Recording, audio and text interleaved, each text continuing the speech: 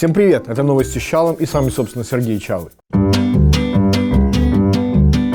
Тема зарубежного визита Лукашенко, которому была посвящена наша прошлая программа, неожиданно продлилась вторым посещением Арабских Эмиратов и на этот раз на обратном пути из Зимбабве. Лукашенко таки удалось добиться аудиенции у президента ОАЭ, который, на минуточку, еще будучи наследным принцем, возглавлял все возможные инвестиционные фонды страны. Так что подобострастная поза Лукашенко, превосходящая еще ставшую мемом во время переговоров с Путиным, вполне объяснимо. Невербаликой дело не закончилось. Давно от Лукашенко не было слышно такой неуклюжей и неприкрытой лести. Я слишком откровенный человек, поэтому вы знаете, что я вас люблю.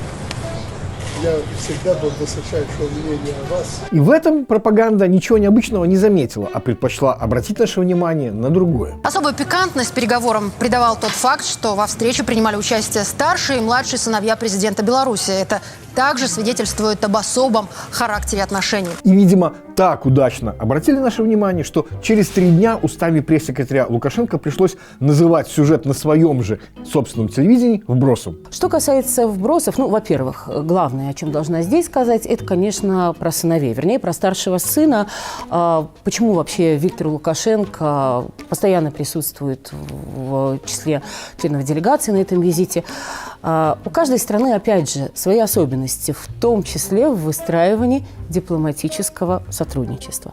И, конечно, для стран арабского мира это совершенно особый статус, это совершенно особый уровень доверия, когда отношения курирует кто-то из семьи. Да-да, вы не ослышались. Кто-то из семьи курирует дипломатические отношения глав государств. Ну и вполне логично, что Эйсмонт объясняет такие отношения обычаями восточных стран. Мы же знаем, что у нас Лукашенко везде. Лукашенко играет с Лукашенко в команде Лукашенко, в турнире имени Лукашенко за кубок Лукашенко. Ну чем не восточная деспотия? И это даже круче, чем когда Кадыров награждает одну Кадырову и другую Кадырову орденами Кадырова. А то, что по подсчетам BBC 30% крупных чиновников Чечни – это родственники Рамзана Кадырова, еще 23% – односельчане и еще 12 друзья, он объяснил предельно просто. Кому доверяю, того и назначаю. Причем доверяет настолько, что даже в военное время может покидать республику, причем не на войну даже, а на Мальдивы. И даже там не прерывать своего любимого занятия, назначая еще одного своего племянника вице-премьером Чечни. За аналогичный роскошный отдых на заграничном курорте один курский депутат Максим Васильев под угрозой кувалды Вагнера Турчака был вынужден отправиться на фронт. Об этом мы рассказывали в одной из предыдущих передач, так же, как и о приключениях этой самой кувалды, ставшей символом потери в России монополии на насилие и соответствующего усиления фигур варлордов, таких как раз как Кадыров или Пригожин. И ранее мы говорили, что возвышение таких разбойников, которым за державу обидно, один из признаков надвигающейся революционной ситуации. Но последние события дают основание сделать вывод, что опасность самостоятельной политической карьеры Пригожиным была сильно нами преувеличена. Причем по причинам, по которым до этого же не состоялось такое же восхождение Кадырова. По причине зависимости от денег. Дорогостоящее культивирование образа героя, у которого война получается лучше, чем у официальной армии, поблекло в результате длительного и безуспешного штурма Бахмута, что, в свою очередь, серьезно сократило численность его частной армии, источника потенциального могущества, и по этой же причине сильно затруднило ее пополнение. А символическим ослаблением Пригожина является его фактическое поражение в совершенно ненужной перепалке с Гиркиным-Стрелковым, которая началась с выяснений, кто больше патриот, а Пригожин ее почему-то свел к выяснению, кто кому на лицо поссыт. В общем, классический случай. Он Чижика съел, а от него кровопролитие ждали. Хотя бы с помощью той же кувалды, которая вместо этого оказалась в руках Сергея Миронова, единственным талантом которого является превращать все, за что он берется, в посмешище. И то, что, казалось бы, могущественный Пригожин проиграл ничтожному Гиркину, имеет огромное прогностическое значение. Потому что Гиркин – это такой типичный Пуришкевич, еще один типаж, восхождение которого свидетельствует о приближающейся революционной ситуации. Эдакий новый Путин лучше старого, потому что старый поломался и куда-то не туда завел страну. Эдакое концентрированное выражение недовольства чиновничьих и бизнес-элит правителем и одновременно страха за свою же судьбу. И это сочетание недовольства и страха находит свое выражение пока только в мечтаниях в духе хорошо бы было бы, чтобы Путин сам куда-то пропал. Например, сбежал в Аргентину. Идею, которую недавно сам Гиркин и озвучивал. И эти элиты и так уже много потеряли в результате затянувшейся проигрышной войны, продолжение которой возможно только в режиме полноценного «все для фронта, все для победы». полноценного сталинизма. Кстати, идеи сталинских репрессий против зажравшихся бизнесменов и чиновников ранее озвучивал никто иной, как Пригожин. И это тогда казалось эпатажем. А теперь, после празднования 80-летия освобождения Сталинграда, ну какие вам еще нужны доказательства? Это и временное переименование Волгограда в Сталинград, и участие в параде ряженых НКВДшников, и установка бюста самого Сталина, причем рядом с мемориалом жертвам политических репрессий. И, last but not least, предложение именовать уже упоминавшегося Кадырова отцом народа. Ну, чтобы оценить абсурдность последнего предложения, представьте себе идею назвать после смерти Лукашенко Колю батькой. Ну и понятно, почему происходит это вызывание духа Сталина. Это точно такой же случай бездарного полководца, практически проигравшего войну, которая потом была выиграна благодаря превращению в отечественную и священную. Про обращение к концепту Отечественной войны мы уже рассказывали, но интересно проследить, как этот концепт, с одной стороны, хладнокровно и цинично используется всякой интеллектуальной обслугой вроде Караганова. Наше общество не готово к пониманию, что это Отечественная война. Что это полноценная Отечественная война, что мы просто, в отличие от 22 июня 1941 года, ударили первыми. Ну, то есть мы участвуем в Отечественной войне, но на чужой территории. Ну, примерно так, как нацистская Германия участвовала в Отечественной войне Советского Союза, ну, только в качестве захватчика. Ну, а с другой стороны, этот концепт истеризируется самим Путиным. Наша сила в правде. То есть я говорил, это давно было сказано и другими людьми, но я сегодня уже об этом вспоминал. И для того, чтобы бороться за умы людей, это самое главное оружие – правда. И с этого момента вот о правде поподробнее. На примере выступления самого же Путина в Волгограде. И в данном случае речь не идет о типичных пропагандистских манипуляциях, ну типа во Второй мировой мы воевали против всей Европы, которая была на стороне Гитлера, или о том, как немцы им снова угрожают танками «Леопард». Речь пойдет о такой неправде, которая для нашего пациента есть правда, в которую он искренне верит. Есть такое понятие, как геополитика. Россия страна большая, по территории самая большая в мире, и с этой страной всегда кто-то не переставая боролся. А некоторые говорили, как скучно жить на свете, когда никто не борется с Россией. Это не шутка, это высказывание конкретных политических деятелей прошлого из западных стран.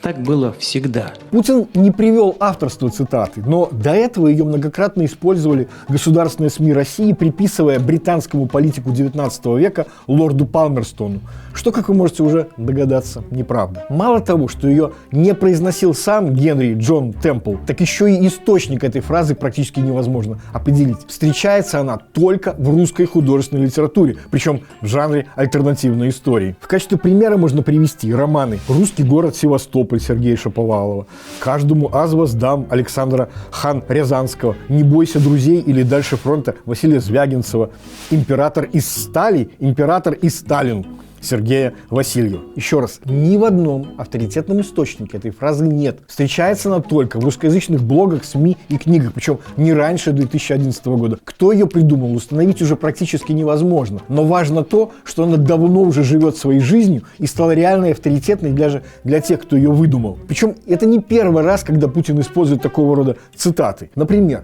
первый раз на пресс-конференции в 2014 году и в последний раз в 2021 году он приводил слова, которые российские СМИ регулярно приписывают бывшему госсекретарю США Мадлен Олбрайт. Мы же почти от официальных лиц слышали многократно, что несправедливо, что Сибирь с ее несметными богатствами принадлежит только России. И в отличие от первой псевдоцитаты, здесь источником принято считать интервью генерал-майора ФСО Бориса Ратникова российской газете от 22 декабря 2006 года, где он на полном серьезе рассказывает, как российские спецслужбы с помощью психотронного оружия подключились к подсознанию госсекретаря Олбрайт и уже там обнаружили эту мысль. В любом случае точно известно, что это фейк, но слишком истинный и слишком авторитетный для политиков, которые принимают решения на основании вот этого убеждения, что весь мир стремится ослабить их страну, отнять у нее земли там или богатство. Решения, которые потом неизбежно оказываются гибельными для собственной страны и опасными для всего остального мира. И, кстати, пример Беларуси показывает, что можно даже не быть российским политиком,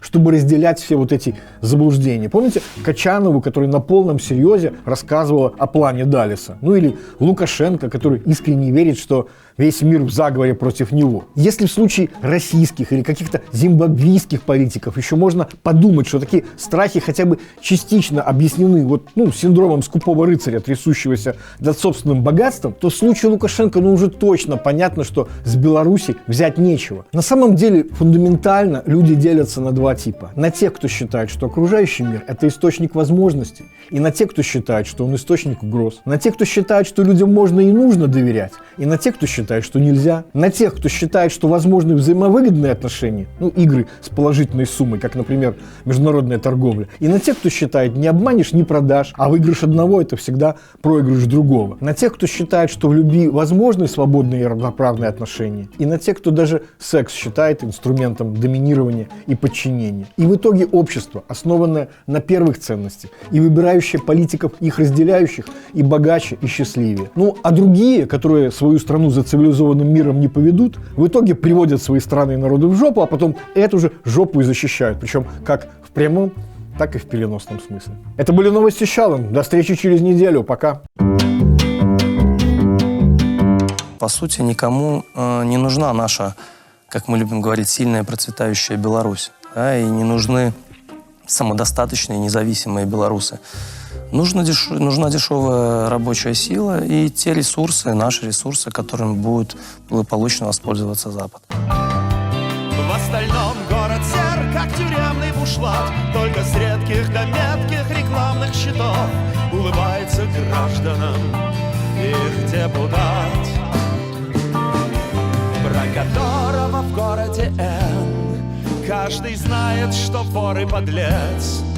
Но с другой стороны патриоты, спортсмены, выходит уже молодец. А на площади митинг идет, как положено нынче в стране. Распалившийся братской любовью народ аплодирует братской войне. Я офигеваю, мама! Я офигеваю, мама!